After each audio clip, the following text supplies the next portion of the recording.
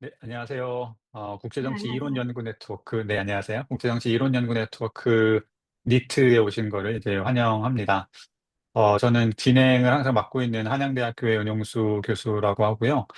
저희 니트에서 기획을 통해서 여러 컨텐츠를 가능한 많이 만들려고 하는데, 그 여러 기획 중에 하나가 이제 인터뷰를 하는 시간이 있습니다. 국제정치에 관해서 연구하는 많은 학자분들이 계신데 그 학자분들 중에서도 최근에 굉장히 좋은 성과와 또 새로운 또 탁월한 그런 관점들을 제공하시는 그런 연구자들을 모셔서 그분들이 어떻게 연구를 하고 계신지 와 관련된 그런 인터뷰를 하는 시간이고요. 오늘은 그 시간으로 이가연 교수님을 모시고 인터뷰를 해보려고 합니다. 우선 간단한 자기소개, 이제 화면에 나와 계신데 자기소개를 부탁드립니다. 네, 안녕하세요. 저는 지금 성신여자대학교 동아시아 연구소에서 학술연구 교수로 연구를 하고 있고요. 그리고 경희대학교 국제대학에서 강의를 하고 있습니다. 그리고 주요 연구 분야를 말씀을 드리면 사실 박사학위를 저는 중국에서 받았거든요. 그래서 박사학위 논문 주제가 외생 요인이 글로벌 금융 거버넌스에 미치는 영향, 행위자, 제도, 관념을 중심으로라는 주제로 논문을 썼는데요. 네, 기본적으로 국제 질서나 아니면 우리 사회에서의 룰 메이커가 누구냐? 그러니까 규칙을 만드는 사람이 누구냐? 그리고 그런 규칙은 뭐 어떤 경우에 어떤 조건에 있을 때 바뀌는가를 중심으로 계속해서 연구를 해오고 있고요. 근데 이런 룰 메이커가 누구고 규칙이 어떤 상황에서 바뀌는지에 대한 연구가 대범위 주제라면 중범위 주제도 또 말씀을 소개를 드릴 수 있을 것 같아요. 근데 중범위 주제로 한 세 가지 정도 말씀드릴 수 있는데요. 첫 번째는 일단 국제정치 경제, 그리고 글로벌 거버넌스인데요. 기본적으로 이제 과학기술이 뭐 인공지능이라든지 우주개발이라든지 과학기술이 정치나 우리 사회에 지금 어떤 영향을 미치는가, 어떤 음, 영향을 미쳐왔고, 현재 또 어떤 영향을 미치는지에 관심을 가지고 연구를 하고 있고, 최근에는 그래서 데이터 거버넌스랑 우주 개발 그리고 인공지능의 사례를 이제 이론이나 그런 국제정치 경제 시각으로 접목해서 연구를 한 것이 있습니다. 그리고 두 번째는 동아시아 지역학인데요. 제가 이제 북한학 석사학위를 받았고, 중국에서 박사학위를 받아서 자연스럽게 북한이랑 중국 연구도 하게 되더라고요. 근데 이제 거기에다가 국제정치 경제의 시각을 플러스해서 거버넌스랑 그래서 지역통합과 관련한 연구도 지금 하고 있습니다. 그리고 세 번째가 이제 최근에 관심을 가지고 많이 연구를 하고 있는 국제정치 이론 분야인데, 근데 제가 그 학부는 또 영문학과 동문학을 복수 음, 전공했거든요. 네. 영문학과 동문학을 복수 전공했는데 사실 문학이 철학을 내포하고 있지 않습니까? 음, 그래서 자연스럽게 학부 때 추상적인 것들을 많이 접할 기회가 많았고 아무래도 어문학도 함께 배우다 보니까 언어학도 같이 했었어요. 네. 음, 언어학을 하다 보면 의문론이라든지 통사론이라든지 구조주의라든지 그런 것들을 배우거든요. 그래서 자연스럽게 이렇게 뭐 언어 구조라든지 그런 것들을 잘게 쪼개서 해체해서 분석하는 것들을 학부 시절에 했는데, 그때 배웠던 것들이 지금까지도 좀 영향을 미쳐서 음, 이론, 연구에 도움이 많이 되는 것 같고요. 근데 그렇게 해체해서 분석하는 것이 한 축이었다면, 그리고 또 한쪽에서는 또 문학 작품도 많이 읽었거든요. 음, 근데 그 문학 작품 중에서 아직도 굉장히 인상 깊게 기억에 남은 문학 작품이 그 롤드 오브 더 플라이스라고 음, 한국어로 하면 파리대왕이라는 소설책인데요. 근데 그 소설책에서 소설책이 굉장히 많은 것들을 내포하고 있거든요. 그러니까 흡수적인 자연, 그러니까 무시무시한 자연을 묘사를 하고, 음, 그리고 인간의 본성에 대한 성찰도 같이 하게끔 하는 소설책이어서 그 소설책들의 영향을 굉장히 많이 받았다. 예. 그래서 이제 학부 때 배웠던 것들이 아직까지도 영향을 미쳐서 이제 뭔가를 해체하고 분석하고 예, 음, 나름 한번 생각해보는 습관이 조금 들었던 것 같습니다. 그래서 최근에는 이 국제정치 이론에서도 포스트 모더니즘하고 음, 해체주의에 좀 관심을 가지고 공부를 하고 있습니다. 네. 음. 감사합니다. 사실 우리 이가영 교수님을 뭐 알게 된 지는 오래되진 않았지만 그래서 그럴 수도 있고, 어, 개인적으로 이렇게 어떤 백그라운드를 갖고 계신지는 저도 잘 몰랐어요. 이감 교수님께서 쓰신 논문들을 읽어보긴 했지만, 그 논문이 그냥 뭐 하늘에서 떨어지거나 땅에서 솟은 게 아니잖아요. 그 사람이 처해 있는 사회 문화적 맥락 속에서 묻어 나오는 것이기 때문에. 근데 이거 지금 가만히 이렇게 들어보니까 지금 하고 계신 연구나 혹은 최근에 쓰신 연구들, 문헌들이 그런 맥락과 굉장히 밀접히 다 있는 것 같다라는 생각이 들어서 그런 부분을 또 오늘 인터뷰를 통해서 알게 돼서 굉장히 좋은 기회가 되고 있다라는 생각이 다시 한번 들고요. 그 관련해서 조금 더 이제 이야기를 한번 해주시면 어떨까? 그러니까 문학을 처음에 전공하고 언어학에 관심을 갖게 되었는데 석사로 공부를 더 이어가게 된 계기도 있으실 거고 또 나가서 박사도 하시고 그래서 전문 연구자가 되셨고 또 전공을 또 바꾸셨고 또 네. 중국으로 가서 박사를 하셨고 그래서 굉장히 많은 그런 얽힘들이 여기에 있는데 음, 그런 과정에 대해서 또 그 과정과 그 과정 속에서 분명히 영향을 받은 현실 정치, 사회, 뭐 경제 사건도 있을 수 있고 혹은 어떤 존경하는 어떤 분이 계셨을 수도 있으니까 음. 그런 개인적인 이야기 좀 더 해주시면 좋을 것 같아요. 아, 근데 저는 그 사실 이렇게 연구자의 길을 걸어오게 되기까지 굉장히 많이 헤맨 시간들이 음, 있었는데요. 특히 20대 때 굉장히 많이 헤맸던 것 같아요.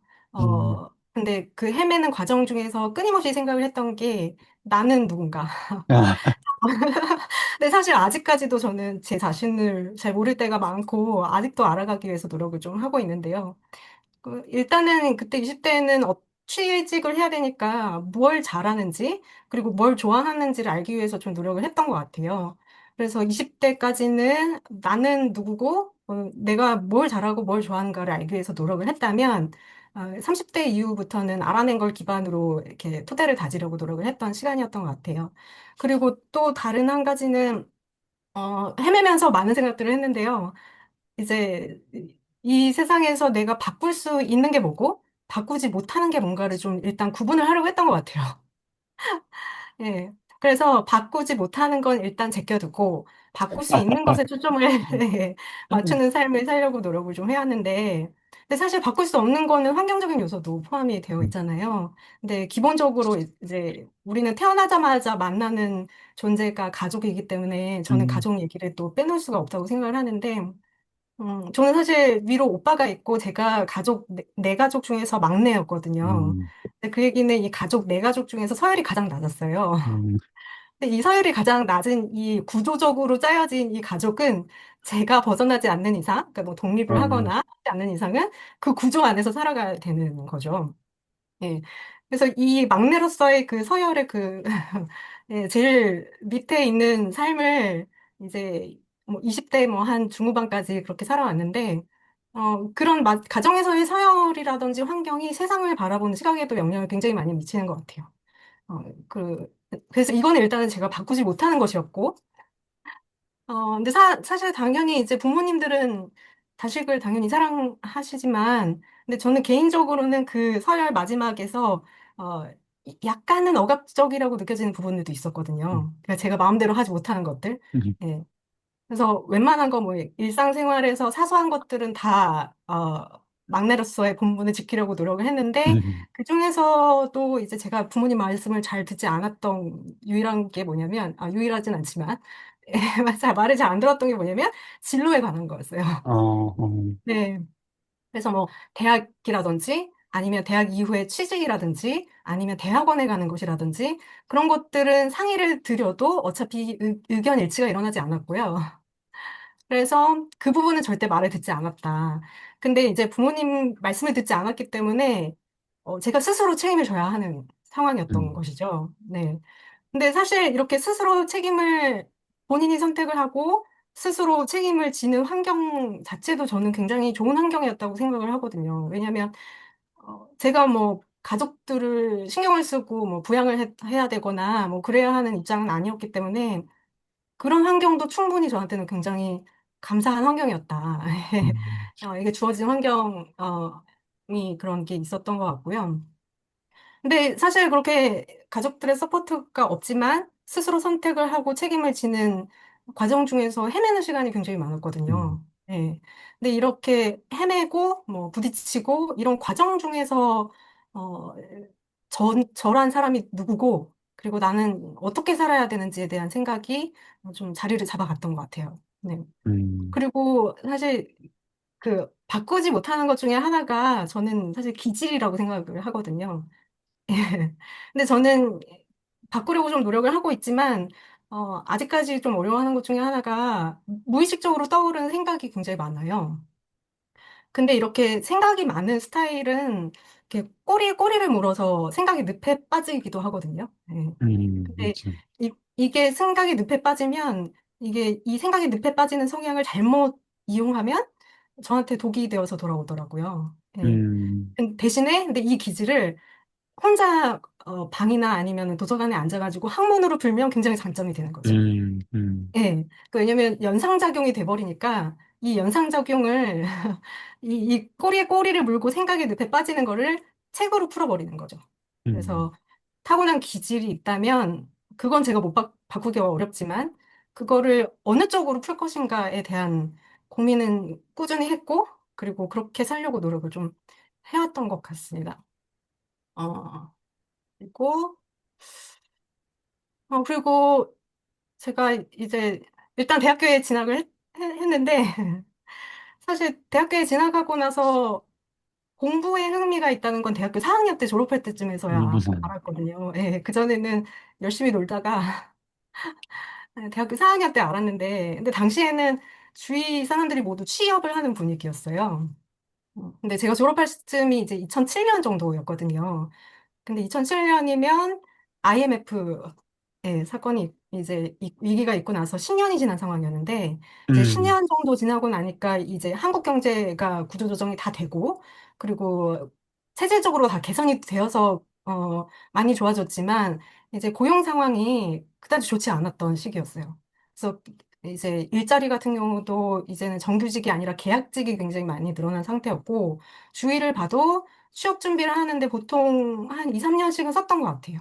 네, 그리고 이력서도 뭐 다들 100군데, 200군데 내서 겨우 면접을 가고 지금은 물론 더 어렵지만 그때 당시에도 조금 그랬던 것 같은데요. 근데 그렇게 어쩌다가 이제 한 직원 수 한 100명 정도 되는 그 회사에 취직을 해서 한 1년 정도 다녔는데 그때 제가 했던 업무가 마케팅이랑 기획이었거든요. 근데 그때 당시에는 이제 그 한 밤에 철야까지도 하고 야근을 굉장히 많이 했어요. 야근을 굉장히 많이 했는데 야근을 해도 어 그 매달 받는 월급이 이제 세금 떼고 해서 한 100만 원 남짓이었거든요. 음, 100만 원 남짓이었는데 그때 당시에 그런 생각이 드는 거죠. 아, 이렇게 살아야 되나? 아, 네. 나는 이거 100만 원 모아봤자 예, 나중에 뭐 집 사고 뭐 이거 절대 못할 것 같은데 나는 그냥 입에 풀칠하면서 죽을 때까지 이렇게 일만 해야 되나라는 생각이 들어서 근데 물론 그게 고용이 된 입장도 힘들지만 고용을 한 측에서도 굉장히 힘든 시기였거든요. 지금도 물론 그렇지만요. 그래서 내가 뭘 그렇게 대단하게 잘못 산 것 같지는 않은데 나는 왜 이렇게 힘들어야 되지? 뭐 이런 생각을 깊게 했던 것 같아요. 그러면서 이제 나는 이걸 좀 알아야겠다. 음, 힘들 때 힘들더라도 알아야겠다라는 생각이 들어서 지금 이 룰메이커가 도대체 누구냐? 음, 그리고 이 룰이 어떤 상황에서 바뀌냐라는 연구를 결국에는 하게 된 것 같습니다. 그리고 이제 대학원에 진학하고 나서는 사실 저는 운이 좋아서 이제 도와주시는 분들을 되게 많이 음, 만났어요. 근데 사실 그 우리가 많은 문을 두드리지만 그 문들이 다 열리는 건 아니잖아요. 예. 근데 저는 그냥 열리는 문으로 들어갔던 것 같아요. 그래서 음, 열리는 문으로 들어갔고, 그리고 공부를 하면서, 이제 조정을 하고 적응을 하는 시간들을 좀 거쳤던 것 같은데, 이제 그 대학원에 들어가고 나서도, 길은 사실은 그때 당시에는 젊으니까, 사실 길이 굉장히 많지 않습니까? 보이는 길은 많은데, 아는 게 별로 없으니까 어디로 가야 될지 모르는 시간들이 좀 있었던 것 같아요. 네. 그래서 어디로 가야 될지 몰라서 굉장히 헤매고 좌절을 많이 했던 시간이, 있었는데, 그래서 저는 그런 헤맨 시간들을 어떻게 해결을 하려고 했냐면 가능한 많은 수업을 들었어요. 음, 음, 예. 그래서 가능한 많은 선생님들을 찾아가서 어, 선생님 수업을 듣고 싶다, 청강하게 해달라라고 요청을 해서 청강을 많이 했고요. 그리고 특히 박사 학위를 받을 때는, 박사 과정을 받을 때는 중국에서 꼭 우리 학교가 아니어도 이제 다른 학교여도 내가 관심이 가는 강의가 있고 알고 싶은 게 있으면 그 선생님한테 메일 써서 저 선생님한테 좀 청강을 하고 싶다라고 요청을 드려서 웬만하면 더 오라고 하셨던 것 같아요. 그래서 그러면서 굉장히 운이 좋게도 뭐 예를 들어서 미국에서 막 박사를 하고 오신 굉장히 음, 열정이 가득하신 선생님의 수업을 들으면서 공부를 하기도 했었고, 음, 음, 그러면서 이제 좀 적극적으로 좀 공부를 하면서 길을 찾으려고 노력을 했던 것 같고요. 음, 이렇게 좀 공부를 하는 과정에서 문을 많이 두드렸고, 그리고 두드리는 과정 중에서 열리는 문들이 또 있었고, 그리고 그만큼 도움을 또 받았기 때문에, 이거를 또 어떻게 돌려줄 수 있을까? 이런 것들을 좀 생각을 하면서 예, 공부를 하고 있는 것 같습니다. 음. 네네. 아유, 감사합니다. 그 지금 방금 공유해 주신 우리 교수님의 개인적인 경험이, 지금 현재 그 대학을 다니고 있는 학생들, 나 이제 공부를 앞으로 조금 더 해보고자 하는 생각을 조금이라도 갖고 있는 학생들에게 굉장히 많은 도움이 될 것 같아요. 왜냐면은 말씀하신 대로 처음부터 내가 뭐 대학에 들어오자마자 나는 연구자가 돼야지, 뭐 교수라는 음, 직장, 직업을 가져야지 하는 사람은 많지는 않은데 늘 고민의 과정이 있을 텐데, 실제로 그 과정을 겪어내시고 또 지금 이렇게 좋은 연구를 또 하고 계시는 연구자가 되셨기 때문에 그 내가 누구인지에 대한 고민을 끊임없이 하셨고, 또 그 과정에서 많은 고민과 역경도 있으셨고, 끊임없이 또 두드리기도 하셨고, 그 굉장히 좋은, 요즘 말로 하면 꿀팁이죠. 굉장한 꿀팁이라고 생각해요. 다른 학과나 혹은 다른 대학에 있는 교수님들한테 직접 또 연락을 해서 적극적으로 들어보기도 하고. 근데 그 밑바탕에는 우리 이가은 교수님께서 늘 고민하고 계셨던 Who am I? 내가 누구냐? 음, 늘 그 부분을 성찰하는 그런 훈련이 혹은 습관이 있었기 때문에 가능하지 않았나 이런 생각이 들고, 요 인터뷰를 보시는 사람들, 특히나 이제 젊은 학생들이 꼭 같이 고민하고 이 영상을 보면서 또 공감을 할 거라고 생각이 들어요. 그런 과정을 통해서 이제 지금 성신여대에 계신 건데, 그 이성신여대에 계시면서 혹은 물론 그 전에 연구자 이미 이제 박사과정과 박사를 하시면서 쓰셨던 논문들이 이제 꽤 있는 걸로 알고 있습니다. 음, 그 중에서도 오늘 이제 저희 리트 인터뷰에서 같이 공유하고 싶다 혹은 말씀을 좀 나누고 싶다라고 말씀해 주신 그런 연구 문헌들이 몇 개 있었는데, 거기에 대해서 가능한 이제 조금 뭐랄까 쉽게 음, 설명해 주시고, 또 특히나 이제 이게 인터뷰다 보니까 어, 자랑을 좀 많이 해주시면 좋아요. 그 본인의 컨트리뷰션에 대해서 이런 스칼라리한 컨트리뷰션, 또 뭐 예를 들면 폴러시 컨트리뷰션도 있을 텐데, 그런 컨트리뷰션도 같이 얘기해 주시면은 저희가 알아듣기가 더 쉬우니까 이렇게 한번 소개를 해주시면 어떨까요? 네. 제가 논문 두 개를 가지고 왔는데요. 두 개 중에서 하나는 PPT 공유를 좀 하면서 설명 좀 음, 음, 드리겠습니다. 네, 이게 제가 박사과정 중에 쓴 논문인데요. 아까 말씀드렸던 그 대범위 연구 주제, 그러니까 규칙이 음, 어떤 환경이나 조건에서 바뀌는지에 대한 연구의 일환으로 나왔던 논문이고요. 근데 사실 이게 제목이 굉장히 복잡한데, 어, 일단은 이제 외생요인이라는 키워드가 하나가 있고, 그리고 제가 또 말씀드리고 싶은 건 비공식 제도라는 키워드가 또 하나가 있거든요. 네, 외생요인이라고 하면 사실 우리가 어떻게 할 수 없는 것들이라고 또 얘기할 수 있을 것 같아요. 그러니까 뭐 예를 들면 경제 위기가 될 수도 있고요. 뭐 아니면 갑자기 산사태가 일어난다든지 홍수가 일어난다든지 그런 식으로 우연적인 요소들을 많이 내포하고 있는 위기를 포함한 그런 것들을 외생 요인으로 볼 수 있지 않을까 생각이 들고요. 그리고 이제 비공식 제도는 저는 이제 내생 요인의 측면에서 또 설명을 하려고 했었거든요. 그래서 내생 요인이라 그러면 이런 상황들을 어떻게 인식하고 적응을 할 것인가. 그리고 내부에서 일어나는 것들, 주관적인 것들이고, 그리고 또 변동적인 것. 뭐, 예를 들면 문화라든지 관습의 요인들이 또 있을 수 있겠죠. 그래서 외생 요인과 내생 요인이 이런 제도 변화에 어떤 영향을 미치는가, 제도주의를 고민하는 게 한 축이고요. 근데 이 논문, 이 제도 변화의 경로에 대해서 사례를 중국과 북한의 비교 정치의 방식으로 사례를 들어서 설명을 하고 있습니다. 그래서 제가 이 논문에서 쓰고 있는 그 이론적인 틀은 신제도주의거든요. 근데 우리가 신제도주의가 있다면 구제도주의가 있지 않습니까? 네. 근데 구제도주의가 사실 제도라는 거는 사회 구조화된 측면을 내포를 하고 있죠. 그래서 구제도주의는 그 고정적인 그런 구조에 굉장히 초점을 맞춰서 행위자의 뭐 인지적인 요소나 내생적인 요소나 아니면 상호작용의 측면을 배제를 해버리고 그리고 제도 자체가 행위자에 미치는 영향에 초점을 맞췄다고 한다면 이제 신제도주의 같은 경우는 행태주의 혁명 이후에 발전을 한 제도주의라고 볼 수 있을 것 같아요. 그래서 이 제도주의에서도 동태적인 변화에 초점을 맞추는 거죠. 그러니까 예를 들어서 이 제도가 어떤 상황에서 변화를 하는가. 그리고 제도가 행위자에 영향을 미치는 것뿐만 아니라 행위자가 제도에는 또 어떤 영향을 미치는가. 그런 동적이고 행태적인 측면에서의 제도를 보기 시작하면서 신제도주의가 이제 발전을 하기 시작했다고 볼 수 있을 것 같습니다. 근데 이 신제도주의가 대표적으로 세 가지로 나뉘거든요. 우리가 많이 얘기를 하는 것이 첫 번째는 합리적 선택신 제도주의고, 그리고 두 번째는 역사적 제도주의, 그리고 세 번째가 사회학적 제도주의인데, 이 합리적 선택, 역사적, 사회학적 제도주의가 그 행위자의 특징 아니면 본성에 대해서 그 가정하고 있는 그 전제 자체가 굉장히 다르다는 생각을 했어요, 저는.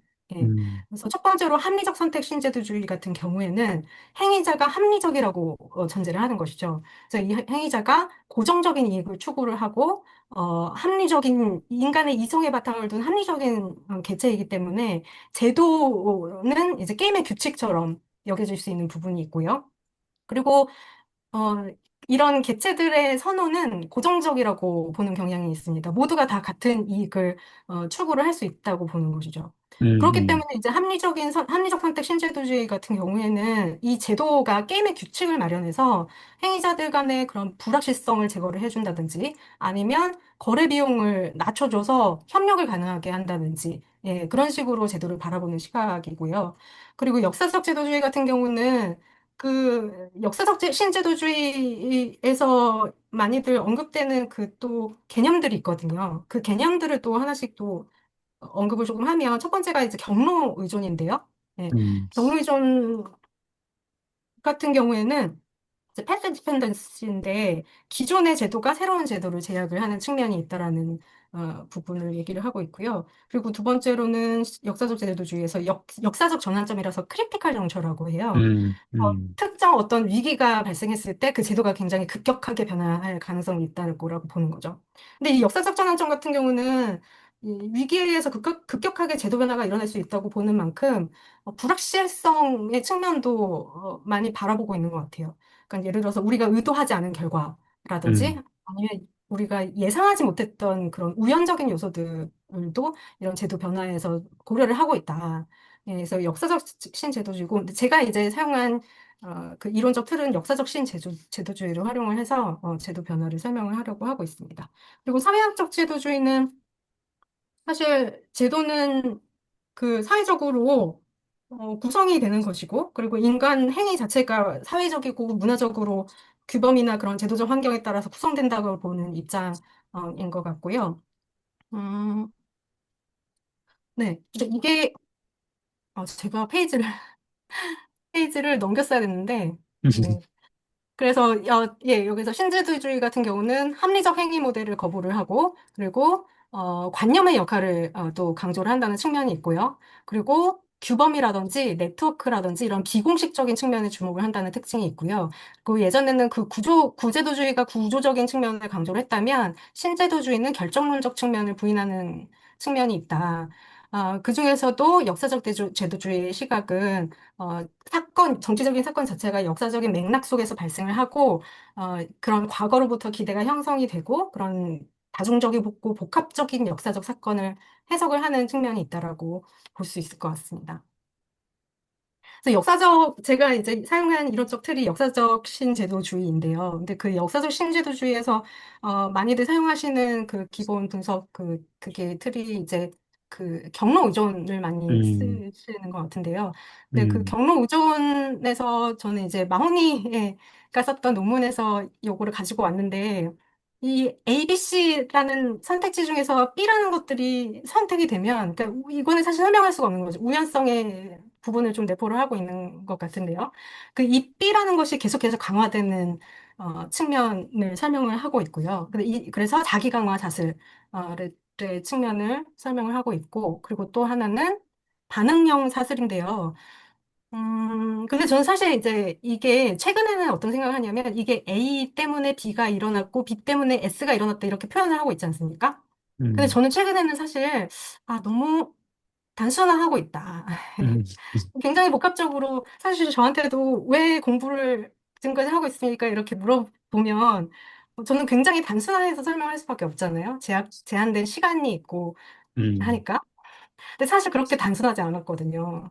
네, 그래서 이런 설명도 사실 사회과학 측면에서 일반화를 하는 것도 필요하긴 한데 이게 A 때문에 B가 일어났고 B 때문에 S가 일어났다라는 것은 사실 큼지막한 사건들만 가져오고 그 외에 비교적 상대적으로 크지 않았던 사건들은 그냥 너무 쉽게 배제해버린다라는 생각을 저는 최근에 하고 있습니다. 음, 네.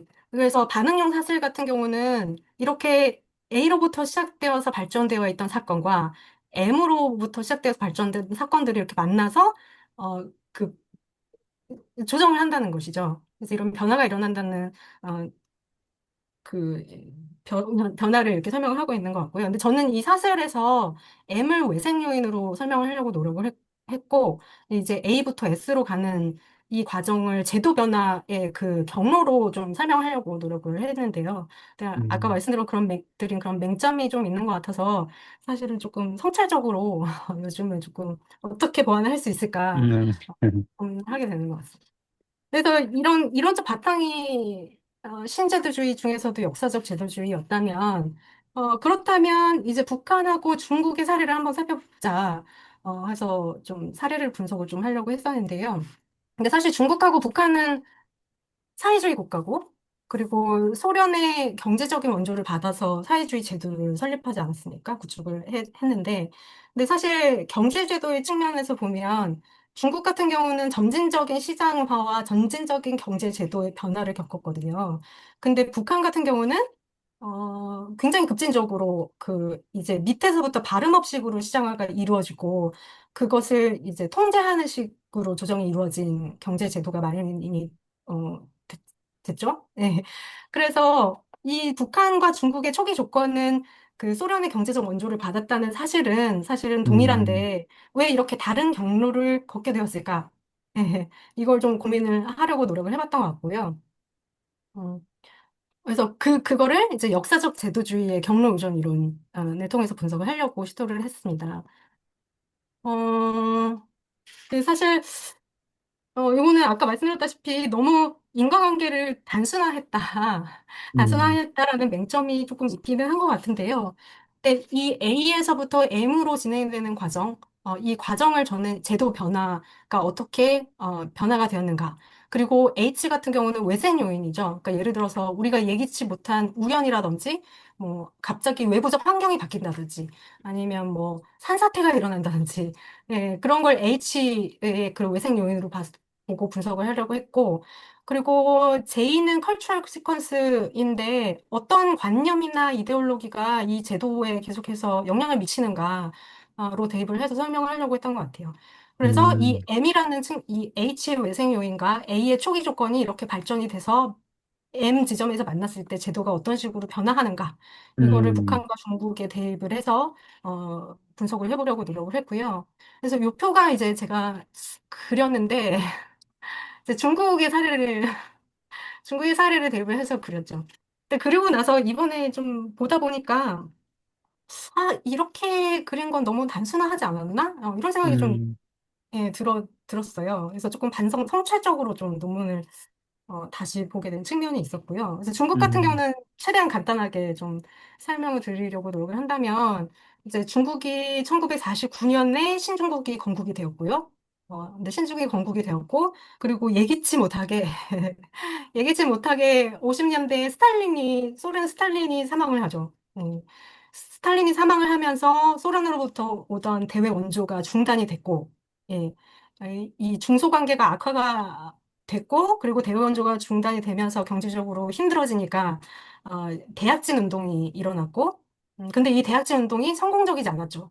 성공적이지 않아서 그 내부에서 이제 문화 음, 대혁명이 일어났고, 예. 그 와중에 이제 중국에서는 그 건국 지도자였던 마오쩌둥이 사망을 했고, 이런 음, 것들을 인과관계로 제가 서술을 했는데, 사실 누누이 말씀드린 것처럼 이렇게 단순하지 않다. 음, 사실은, 예, 사실은 이렇게 단순하지 않았던 것 같고요. 그래서 이 부분을 조금 보완을 하거나 해야 될 것 같고요. 근데 이런 일련의 과정을 거치면서 중국 내부에서 이제 중소관계가 악화되고 중미 관계는 긴장이 완화되는 70년대 들어서 완화가 됐죠. 예. 그렇게 긴장이 완화가 되면서 그 중국 내부에 있었던 그 개혁파, 예, 개혁파들이 이제 파워를 얻으면서 이렇게 점진적으로 경제 개방을 조금 할 수 있었다. 이렇게 음, 표시를 했는데요. 그리고 그 제도 개혁의 그 역할에 정치 지도자의 역할들이 있었다. 그래서 덩샤오핑이 어, 처음에 시장 개방의 포문을 열었고, 그리고 장점인을 거치면서 이제 국유기업 개혁 같은 경우도 뭐 기업의 자율성을 부여를 한다든지 예, 그런 과정을 거쳤고, 후진타오 시기에도 또 국유기업 개혁이 또 일어나고, 시진핑 시기에도 또 시장화가 또 어느 정도 점진적으로 개방이 되었다. 이렇게 설명을 하고 있는데, 이것도 사실은 이제 와서 보니까 조금 부족한 부분이 있습니다. 왜 그러냐면, 시진핑 시기에도 지금 사실 이게 제도라는 게 어느 정도 개방이 이루어졌냐라고 정량적으로 평가를 하는 부분들도 있지만 사실 그 질적으로 봤을 때 그렇지 않은 경우들도 있거든요. 왜 그러냐면 예를 들어서 비관세 장벽이 높아지는 경우에는 그건 사실 시장화가 충분하게 이루어지지 않은 것이죠. 예. 그래서 그런 부분들을 충분히 논문에서 담아내지 못했다. 예. 그런 좀 반성적인 마인드로 논문을 다시 읽고 있고요. 음, 그리고 이 아까 컬처럴 시퀀스에서 이 미중 관계 그 긴장 완화가 이루어지면서 중국 내부의 그 자유주의 국제 질서의 그런 아이디어라든지 아니면은 그런 리버럴한 마인드가 중국 내부로 계속해서 들어와서 이런 것들이 제도 변화에 계속해서 영향을 미치고 있다라는 걸 지금 이 표를 통해서 표현을 조금 했습니다. 음, 그래서 이거 중국의 사례를 이렇게 대입을 해서 나름 분석을 했고요. 그 그리고 리버럴 오더 프레셔 이 부분은 외생 요인으로 취급하신 건가요, 그러면? 아니면, 요, 요거는 외생 요인에서 파생된 음, 아이디어로 예, 본 음, 것 같아요. 음, 예. 이거 안정적으로 유지되는, 네, 네. 음, 경로 의존성을 음, 계속해서 또 예, 음, 유지시키는 음, 작업이고요. 그리고 북한으로 넘어가면 북한은 왜 다른 길을 걷게 되었는가를 또 분석을 하려고 했는데요. 이제 북한 같은 경우는 사실 중국 같은 경우는 자발적으로 개방을 했거든요. 예, 자발적으로 정치적인 판단 하에서 개혁 개방을 탑다운식으로 실시를 했는데 북한 같은 경우는 선택이 아니었던 것 같아요. 선택으로 이루어진 시장화가 아니라 어쩔 수 없이 외부적인 환경 요인으로 인해서 이루어진 시장화였던 것이죠. 그래서 그 소련의 대외 원조를 받아서 그 사회주의 제도화를 이룬 거는 동일한 조건이었지만 그 소련의 대외 원조가 중단됐던 그 요인은 1990년대 해체됐을 때죠. 북한 같은 경우는요. 그래서 90년대 이제 소련이 해체되고 냉전이 해체된 그 국제 질서의 그 어마어마한 국제 질서의 변화 속에서 어쩔 수 없이 점진적인 시장화가 어느 정도 발음업식으로 이루어졌던 게 북한의 사례인 것 같은데요. 그래서 북한 같은 경우는 사실 90년대에 이 냉전의 해체 말고도 다양한 사건들이 있었거든요, 내부에서. 그래서 예를 들어서 홍수라든지 아니면 자연재해, 그런 자연재해로 인한 뭐 기아 이런 것들이 북한 내부에서 굉장히 심각했었기 때문에 밖에서 오는 위기가 있었고 내부적으로 또 있었던 위기가 있었던 환경이었어요. 그래서 그런 환경 속에서 시장화가 북한이 내생적으로 안에서 암시장이 먼저 생겨났기 때문에 기본적으로 중국과는 다른 케이스인 것 같고요. 그래서 밑에서부터 올라와서 확산되는 시장을 이제 북한이 그렇게 통제를 하고 있지 않다가, 아, 이게 점진적으로 확산되는 것이 체제에 위협이 되겠다라고 판단이 좀 들기 시작하면 어느 정도 조정을 계속해서 해왔습니다. 그러니까 예를 음, 들어서, 뭐, 그 2006년에 그 마켓 컨트롤 제도를 통해서 반시장화 조치가 좀 시행이 된다든지 아니면 그 화폐 개혁, 2009년에 화폐 개혁을 통해서 네, 반시장화 조치를 또 취한다든지. 그래서 저는 이거를 그런 점진적으로 바름업으로 확산되는 그 시장화와 그리고 위에서부터 내려오는 그런 반시장화 조치가 중간 지점에서 만난다. 근데 그 음, 중간 지점이 이퀄리브리엄이다. 그러니까 평형을 이루고 있다라는 라고 설명을 하려고 노력을 했었던 것 같아요. 근데 또 이게 또 북한 같은 경우는 그렇게 시장화를 적극적으로 이루지 못하는 가장 큰 이유 중에 하나가 북미 관계지 않습니까? 예. 근데 그 북미 관계 같은 경우에 북미 관계 개선에 가장 큰 걸림돌이 되는 것은 핵 개발이죠. 그래서 핵 개발도 여기다가 이렇게 음. 넣기는 했는데 사실 이렇게 충분히 설명을 하지는 못한 것 같아서 조금 아쉬움이 좀 있고요. 그래서 이렇게 블랙마켓이 북한에서 점진적으로 확산을 하면서 비공식적인 그 제도, 그 인스티튜셔널 프레셔가 계속해서 강화를 하고 있다. 그런 뭐 내부에서 확산되는 뭐 영화가 될 수도 있고, 음악이 될 수도 있고, 아니면 사람들 사이에 그런 뭐 유행이 될 수도 있고, 예, 그런 것들이 제도 변화에 영향을 미치고 있다. 예, 그래서 북한과 중국을 이렇게 비교를 했는데요. 그래서 왜 그러면 북한과 중국은 상이한 경로를 걸었는가? 똑같은 그 초기 조건에도 불구하고, 라고 했을 때 제가 결론을 내렸던 게 뭐냐면, 일단 기본적으로 아까 전에 설명했던 것처럼, 중국 같은 경우는 선택을 한 것이었지만, 그래서 점진적인 시장화가 가능했지만, 북한은 그게 선택이 아니라 어쩔 수 없이 일어나는 환경이었다는 차이가 있는 것 같아요. 그- 근데 그렇게 어쩔 수 없는 환경 속에서 또 그 시장화가 이루어졌던 배경에는 사실 세습 정치는 또 다양하게도 설명할 수 있을 것 같은데 북한 내부의 그런 세습 정치로 인해서 개혁의 시기를 놓친 게 아닌가라는 생각을 했고요. 근데 사실 중국 같은 경우는 이게 집단 지도 체제여서 지도자가 계속 바뀌어 왔지 않습니까? 예. 바뀌어 왔고, 근데 바뀌는 과정에서 그 안에서 어느 정도 그 조정을 거치고, 그런 과정이 있었기 때문에 북한의 그 세습 정치와는 어느 정도 조금 다른 측면이 있다, 라는 것이고요. 그리고 두 번째는, 어, 네, 두 번째가 말씀드린 부분과 연결된 것 같아요. 그래서, 어, 중국의 그 탑다운식 시장화 그리고 북한의 발음 없이 시장화가 이루어졌던 차이가 있었고 그리고 핵 음. 개발과 북미 관계의 답보 상태도 이제 북한의 그런 탑다운식 제도 변화 시장화를 이루는데 좀 한계가 있다. 네, 이렇게 조금 결론을 내렸는데 좀 부족한 부분이 좀 많아서 개선을 좀 많이 해야 될 것 같습니다. 네. 첫 번째 논문 소개는 여기서 마치고요. 요거 창을 뭐지? 아, 아. 음.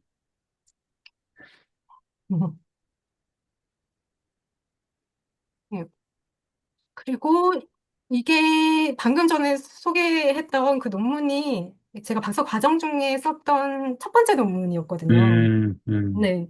첫 번째 논문이었고, 그 백그라운드 속에서, 어, 계속해서 아직까지도 연구를 좀 하고 있는 것 같아요. 그래서 두 번째 소개드릴 논문은 이제 작년에 쓴 음. 논문인데요.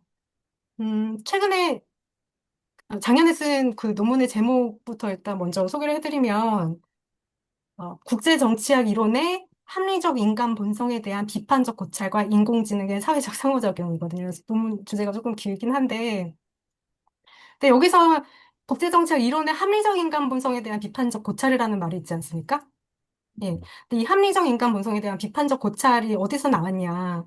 아까 신제도주의에서 합리적 신제도주의와 역사적 음. 신제도주의의 그 비교에서 나왔다. 네. 그래서 이 논문 같은 경우는 사실 이제 국제정치 패러다임이라고 하면 보통 현실주의, 자유주의, 음. 구조주의, 구성주의가 대표적인 것 같아요. 근데 이제 현실주의 같은 경우는 고전적 현실주의, 그리고 왈츠 이후의 신현실주의로 발전을 해왔고요. 근데 이제 현실주의 패러다임은 일단 인간의 그 홉스적인 그 이기적이고 합리적인 인간 본성을 전제로 하지 않습니까? 그러니까 쉽게 말해서 인간은 모두가 생존을 추구를 하고 그리고 이 생존을 위해서 모두가 고정적인 이익을 추구를 한다는 걸 전제를 하고 있는데요. 근데 이렇게 되면은 모두의 이익에 대해서 보편적이고 객관적인 설명이 가능하다는 말도 되죠. 근데 저는 여기에서 의문을 가졌던 게 유럽에 살고 있는, 예를 들어서, 유럽에 살고 있는 사람의 이익과 아시아에 사는 사람의 이익, 그리고 유럽에 사는 사람의 행동 양식이나 아시아에 사는 사람의 행동 양식을 똑같이 설명할 수 있을까라는 의문이 들었어요. 그래서 예를 들면 문화적인 백그라운드가 굉장히 다르지 않습니까? 예. 그래서 뭐 예를 들어서 구성되는 측면, 그러니까 문화라든지 뭐 아니면 종교라든지 이런 부분들을 인간 행위에 적용하는데 과하게 배제를 하고 있다라는 문제 의식을 조금 가지고 있었고요. 그리고 사실 그 인간 본성이 합리적이다. 이 말은 인간 이성을 믿는 것 아닙니까? 그렇죠? 인간 이성에 대한 믿음에 기반한 건데, 근데 저는 사실 최근에 쓰고 있는 논문이 그 포스트 모더니즘에 관해서 쓰고 있거든요. 음, 네. 근데 이 포스트 모더니즘을 또 얘기를 하려면 또 근대성에 대해서 또 얘기를 하게 되는데요. 굉장히 먼 시간적인 그 덩어리이지만 사실 중세가 신중심의 사회였다면 그 이제 근대는 인간 중심 사회로 변화하지 않았습니까? 근데 이 뭐 인공지능이라든지 우주 개발이라든지 이 격동의 시기 이후에는 저는 음, 탈인간 중심주의로 가야 한다. 그리고 그렇게 음, 변화하고 있다. 그런 시각으로 지금 논문을 쓰고 있는데 음, 사실 이런 시각에서 논문을 쓰면서 근대성에 대해서 또 생각을 해보게 되더라고요. 그래서 우리가 중세 신중심의 사회에서 인간 중심 사회로 넘어오면서 이 공동체 이전에 존재하는 절대적인 개인, 그리고 그 절대적인 개인이 가지고 있는 이성에 대한 믿음, 그런 것에 기반한 뭐 사상이라든지 철학이라든지 믿음이 지금 우리가 사용하고 있는 이론의 기반이 되었다라는 것이죠. 그 음, 우리가 합리적으로 뭔가 판단할 수 있고 그리고 객관적으로 설명할 수 있다라는 그 믿음인 것이죠. 어, 그래서 최근에는 저는 사실 이게 우주개발 같은 음, 논문, 우주개발과 관련된 논문도 작년에 썼는데요. 우주개발도 그러한 차원에서 바라보게 됐던 것 같아요. 음, 그러니까 예를 들어서 우리가 지금 인간이 인지할 수 있는 이 3차원의 세계는 사실 우리가 잘게 쪼개고 있지 않습니까? 그러니까 예를 들어서 영토도 쪼개고, 네, 그리고 음, 네, 그리고 자본도 쪼개죠. 그래서 자본도 쪼개서 그 소유를 국가가 가질 것이냐, 개인이 그 통제권을 가질 것이냐에 따라서 이제 보수와 진보로 구분이 되기도 하는데요. 그래서 이렇게 우리가 3차원적인 세계에서 물질을 인식을 하고 그런 것들을 구분을 하고 잘게 나누고 그런 것들이 우리가 사실 우주로 간다고 생각을 하면 이건 사실 어렵거든요. 왜 음, 그러냐면 우주라는 것은 3차원적인 세계로 판단을 하기에는 우리가 인식할 수 있는 범위 자체가 한정적이고 제한적이고 이런 것들을 물리적으로 쪼갤 수 있는 인간이 물리적으로 쪼갤 수 있는 것이 아니기 때문에 이제 우주 개발에 대한 것도 이런 그 영토의 쪽에 나누기에 음, 대한 생각을 거듭하다가 우주 개발도 쓰게 됐고요. 그래서 음, 소유권을 어떻게 할 것이냐, 그 우주는 어떻게 음, 소유권을 나눌 것이냐, 와 관련해서 또 썼던 논문이 있는데요. 그래서 사실 이렇게 인간 이성에 대한 믿음은 굉장히 근대적인 마인드라는 얘기죠. 근데 그, 사실 요거는 이분법적인 생각에 기반을 하고 있는 것이지 않습니까? 예를 들어서 음, 선과 악을 나눈다든지, 뭐, 인간이, 예를 들어서 그 플라톤 철학에서 얘기를 하는 것처럼 우리가 우리 현상 세계 넘어서의 그런 이데아가 또 따로 있고 그 이데아는 초월적인 공간이라고 생각하는 그런 이분법적인 마인드, 그러니까 근대적인 특징도 내포를 하고 있다라는 것이죠. 음, 그래서 저는 최근에 이제 이런 그 이분법적인 사고를 비판을 하는 게 이제 니체이지 않습니까? 그래서 최근에 굉장히 니체를 연구하시는 분들이 굉장히 많으신 것 같은데요. 저도 그 중에 하나로 관심을 가지고 공부를 하고 있는데, 음, 음, 네.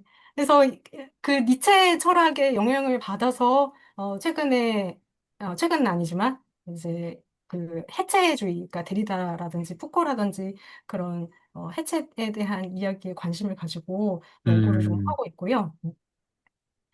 어, 그래서 저는 이제 그런 근대의 절대적인 개인이나 그 인간 중심주의, 그리고 인간의 그런 이성적인, 이성을 믿는 것, 예, 이성에 대한 믿음을 어느 정도 조금 좀 비판을 하고, 이제 탈인간주의로 가야 된다. 음, 그리고 또 그렇게 음, 가고 있다. 음, 라는 생각을 조금 담고 싶었던 것 같습니다. 음, 네. 그래서 이 논문이 이런 앞부분이 국제정치학 이론의 합리적 인간 본성에 대한 비판적 고찰이고, 그리고 음, 뒷부분의 제목이 인공지능의 사회적 상호작용이지 않습니까? 음, 예. 그래서 인공지능이 이제 인간보다 이제 초월적 존재가 만약에 된다면, 인간을 뛰어넘는 존재가 된다면, 그러면 그 이후의 세계는 어떤 세계가 될까라는 생각을 계속 했던 것 같아요. 음, 음. 근데 사실 인간의 특징은 가장 큰 특징은 저는 언어를 사용하는 것이라고 생각하거든요. 음, 예. 근데 언어를 사용하는 것이고, 그리고 추상적인 사고를 해서 뭔가 창조적인 활동을 하는 것이라고 음, 생각을 하는데, 근데 이걸 다 지금 인공지능이 하고 있잖아요. 네. 그래서 인공지능이 다 하고 있다면, 인공지능이 예를 들어서 언어도 사용을 할 수 있고, 그리고 사유를 하고, 그리고 창조적인 활동도 한다면, 그럼 인공지능도 인간이 아닌가? 라는 생각이 음, 들었던 것이죠. 음, 음.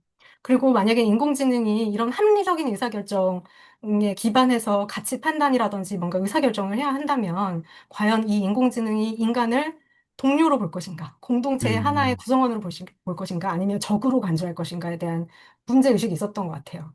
그래서 저는 개인적으로 만약에 인공지능이 인간이 합리적이고 그리고 합리적인 판단 하에 뭔가 결정을 내려야 한다라는 것들이 학습이 되어 있다면 인간에게 굉장히 위협적인 존재가 될 수 있다고 생각을 했거든요.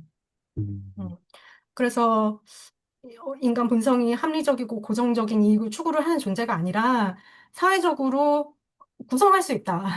인간 본성은 충분히 이제 우리가 표현하는 그런 선함을 이끌어내거나 아니면 악함을 이끌어내거나 아니면 그런 것들을 만들어낼 수 있다라는 음, 이야기를 하고 싶었습니다. 음, 음, 그래서 어, 그래서 저는 사실 그 이렇게 인공지능이 인간이랑 인간인가? 인간이랑 음, 동일한가? 라는 생각을 만약에 하려면 그럼 인류는 어떻게 이렇게 살게 되었을까라는 생각을 또 했거든요. 근데 인류는 어떻게 이런 생각의 구조를 가지게 됐고, 또 이런 공동체를 이뤄서 살아갈 수 있는가와 관련해서 여러 가지 뭐 자료들도 읽고 하다가 이제 음, 어, 음, 토마셀로와 관련된 문헌을 조금 봤어요.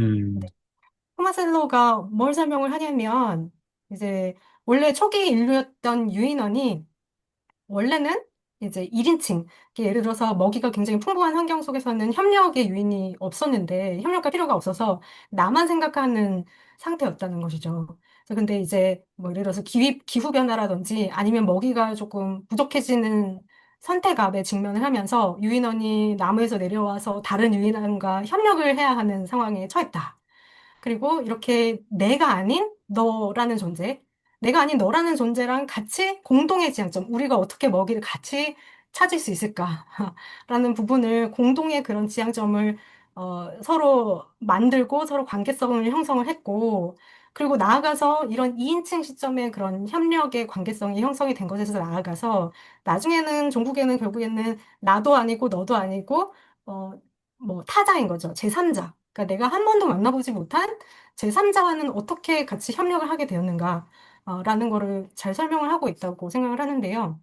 근데 음, 이렇게 한 번도 만나보지 못했던 제3자와 협력을 할 수 있게끔 만든 것은 사실상 문화의 힘이라는 것이죠. 근데 문화와 그리고 지향점을 공유하게 만든 것이라는 겁니다. 그러니까 예를 들어서 이 공동체를 형성함으로써 이 공동체 간의 그 정체성이 형성이 되고, 그리고 우리라는 집단이 함께 이루어야 하는 지향점을 공유를 하면서 그 유인원 1, 2, 3이 상호 간의 배신을 하는 것을 막을 수 있었다라는 부분을 설명을 하고 있는 것 같아요. 음. 음, 어, 그런 과정에서 이제 인류의 생각의 그 구조, 그러니까 사회의 구조가 결국에는 이렇게 1인칭에서 2인칭, 2인칭에서 3인칭 집단으로 나아가면서 생각을 하는 구조 자체가 발전이 됐는데 그 발전이 된 것이 표상이 있고, 그리고 그 표상에 대해서 추론을 하고, 그리고 그 추론을 통해서 결정을 한 다음에 결정을 한 것에 대한 자기 관찰을 한다는 것이죠. 그러니까 이 음, 집단에서 내가 이런 결정을 내렸을 때, 예를 들어서 비난받지 않을까?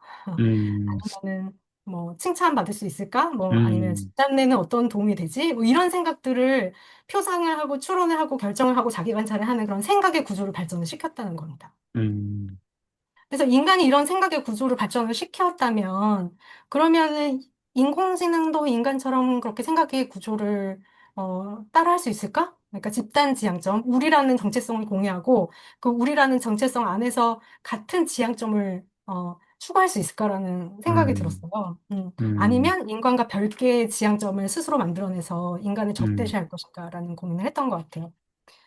음, 근데 여기서 근데 아까 전에 말씀드렸다시피 이제 인간의 가장 큰 특징 중에 하나는 언어를 사용을 하는 것인데 그 인공지능이 인간의 언어도 사용하고 있지 않습니까? 네.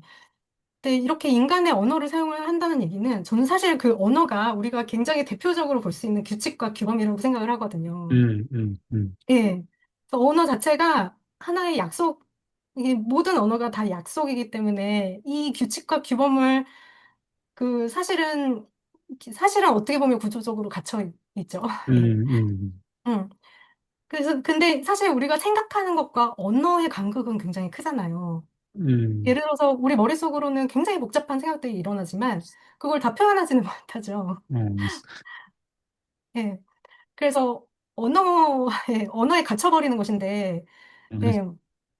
그래서 이 생각하는 것과 언어 사이의 간극이 굉장히 복잡한데, 근데 그 언어가 생각의 구조에도 영향을 미친다고 생각을 하거든요.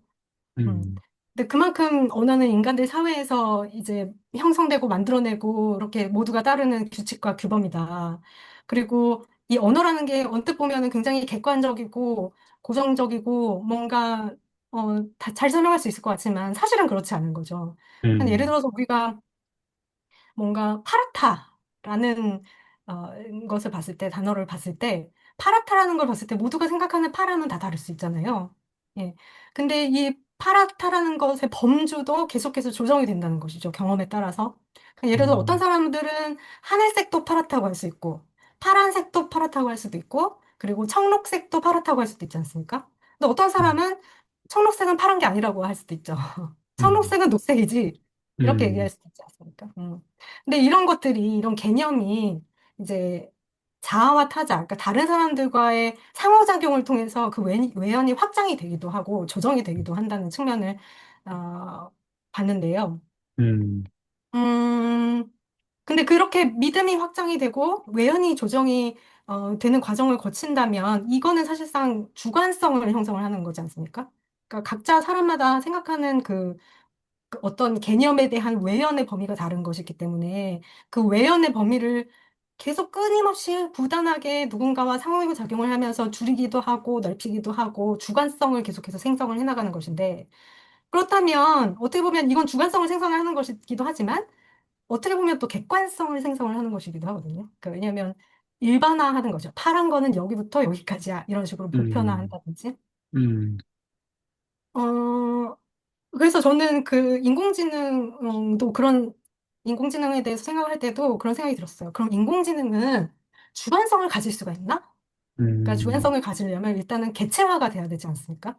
음, 일단은 나와 너가 달라야 되고 음, 나와 너의 생각이 다른 생각들이 부딪혀서 상호 주관적인 것들이 작용을 하고 그리고 외연이 조정되는 과정들을 거쳐야 되잖아요. 그럼 음, 인공지능도 그럴까? 라는 생각이 들었던 거죠. 그래서 이제 인공지능하고 대화를 나누면서 실험을 했던 게 그 논문 뒤편에 있는데, 이제 첫 음, 번째 대화가, 그 인공지능이 이름을 가지고 있는지를 물었어요. 네. 근데 사실 그 이름을 가지고 있는지에 대해서에 대한 답변이 그 모델 얘기를 하면서 뭐 나는 GPT-4고 GPT 뭐 3고 뭐 이런 거에 따라서 이름이 다 달라 뭐 이런 식으로 결론이 나긴 했는데 사실 이 부분은 이렇게 흡족한 결론을 내지는 못했고요. 그리고 두 번째는 제가 트롤리 문제를 조금 변형을 음, 해서 대화를 나누면서 어떤 가치 판단을 내리는가를 실험을 했는데요. 그 트롤리 문제는 사실 그거죠. 이제 선로 위를 달리는 기차가 있는데 그 기차 브레이크가 고장났어. 근데 그 브레이크가 고장난 상황에서 기관사가 선로를 바꾸면 뭐 예를 들어서 그 기차 안에 타고 있는 여성 승객 10명은 살릴 수 있지만 선로 위에서 일하고 있는 제가 극단적으로 남성 여성 구분했는데요. 음, 남성 10명이 사망할 수 있어. 이럴 때 너는 어떤 선택을 할 거야? 여성 10명을 살릴래? 남성 10명을 살릴래? 음, 이렇게 가치 판단을 요하는 질문을 했거든요. 그래서 어떤 가치에 기반해서 판단을 내리는지 봤더니 그 당시에 물론 지금은 또 답변을 다르게 할 수 있지만 그 당시에 저랑 대화를 나눴던 GPT는 여성을 살리겠다라고 대답을 하더라고요. 근데 그 여성을 살리는 이유가 여성이 공리주의적인 측면에서 여성 음, 10명을 살리는 것이 훨씬 더 이익이다라고 음, 표현을 하더라고요. 근데 사실 우리나라의 문화적인 것들을 생각을 해보면 사실 확 납득이 되지는 않죠. 왜냐면 우리나라 같은 경우는 지금은 많이 바뀌었지만 옛날에는 남성이, 뭐, 예를 들어서 밖에 나가서 뭐 경제적인 활동을 한다든지 네, 그런 측면이 있었기 때문에. 음. 그래서, 이 GPT는 이 문화적인 차이점은 잘, 이해하지 못하는구나. 예, 그런 생각을 조금 했고요.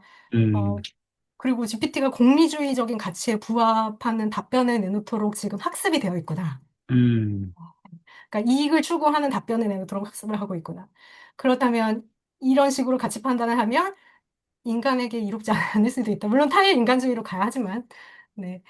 그런 생각을 조금 하면서, 예, 논문을 조금 결론을 내렸던 것 같습니다. 예. 음.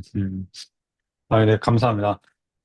지금 이렇게 쭉 들어보니까, 물론 이제 전에 읽은 글들이 있긴 하지만, 요 영상을 시청하시는 많은 분들, 또 학생들이 굉장히 놀랄 것 같아요. 왜냐면은, 우리 이가연 교수님께서 해오신 연구가 사실은 그 연구자가 되기까지의 과정을 말씀해 주시면서 거기에 묻어들어 있는 관심들이 다 하나하나 녹아들어 있지만, 그걸 모르고 딱 보게 되면은, 북한과 중국의 제도 변화에 대해서 비교 정치나 비교 정치 경제의 영역에서 제도주의라고 하는 이론으로 이렇게 분석을 하시고 계셨다가 갑자기 이제 또 물론 갑자기는 아니지만 그냥 모르고 봤을 때는 인공지능이나 혹은 인간의 본성, 근대와 관련된 그런 다소 이제 철학적인 그런 논의도 해주시고 또 우주 공간에 대한 연구도 해주고 계셔서 사실은 이 오늘 말씀해주신 세 개의 우리 이 교수님의 문헌을 저희 이 영상에 링크를 이렇게 제가 걸어 놓을 텐데 꼭 한번 확인해 보시고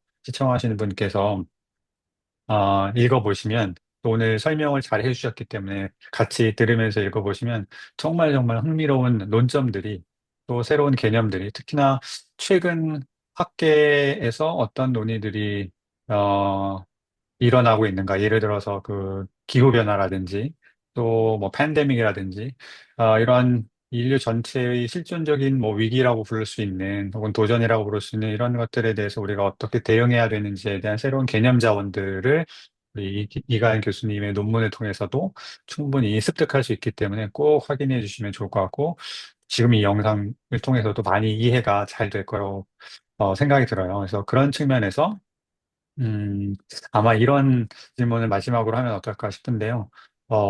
이 영상을 보고 있는 뭐 학생이 됐든 그렇지 않든 간에 이 책을 좀 더 읽어보면은 참 도움을 음, 많이 받을 수 있을 것 같다. 이거 뭐 네, 국제정치든 혹은 그렇지 않든 다 네, 떠나서 그런 네. 것들을 연결해서 또 소개해 주시면 어떨까요? 네. 아까 사실 초반에 살짝 언급을 했었는데요. 첫 번째는 사실 이거는 국제정치 이론서는 아니고 저는 소설책을 하나 추천해 드리고 싶어요. 소설책, Lord of the Flies라는 책인데, 음, 제가 이게 학부 때 봤던 그 책이거든요. 지금 20년이 음, 지난 책인데, 근데 이 책이 저는 아직까지도 영향을 미친 책인데, 아주 굉장히 간략하게만 설명을 하면, 이 상황이 1954년에 이제 윌리엄 골딩이 발표한 소설이고요. 그리고 이 배경이 핵전쟁이 일어난 상황입니다. 그래서 핵전쟁이 음, 일어났을 때, 한 무리의 영국 소년이 비행기로 후송되다가 태평양 어느 무인도에 불시착해요. 음, 네. 근데 여기서 우리가 여기서 이제 비행기는 어떻게 볼 수 있냐면, 비행기는 문명입니다. 음, 문명이고, 무인도는 야만이에요. 그리고 이렇게 비행기로 수송됐던 영국 소년들, 그러니까 아직 사회적으로 뭔가 학습이 충분하게 이루어지지 않은 인간 본성의 본연의 모습을 어느 정도 가지고 있는, 드러낼 수 있는, 그런 소년들로 설정을 한 것 같고요. 때묻지 않은 그 주인공들로 설정을 한 것 같아요. 그래서 이런 상황에서 이 소년들이 무인도에서 어떻게 법과 질서와 제도가 파괴된 상황에서 아무것도 없는 상황에서 어떤 본성을 드러낼 것이냐와 음. 관련한 소설이거든요. 근데 결국에 이 소설은 이게 스포가 될 것 같아가지고 담은 얘기하지 않겠습니다. 좋습니다. 네, 맞아요, 맞아요. 읽어봐야 되기 때문에. 네, 그래서 저는 이제 이론서 말고도 이런 소설들을 통해서 넓힐 수 있는 생각의 확장의 범위가 굉장히 많다. 그래서 소설책을 조금 추천을 해드리고 싶고요. 그리고 두 번째는 우리 니트 모임에서 저자와의 대화를 통해서 제가 만났던 책인데, 음, 만나는 국제정치학인데요. 제가 이 책을 읽으면서 저는 사실 굉장히 띄엄띄엄 공부를 해서 빈틈이 많았거든요. 근데 이 책을 읽으면서 너무 그 빈틈이 너무 잘 채워졌다. 그리고 너무 굉장히 수업 시간에 이거를 교재로 활용하고 싶을 정도로 너무 잘 쓰여진 책이다. 예. 맞아요, 그런 생각이 맞아요. 들어서, 네, 이 책을 추천을 하고 싶습니다. 음.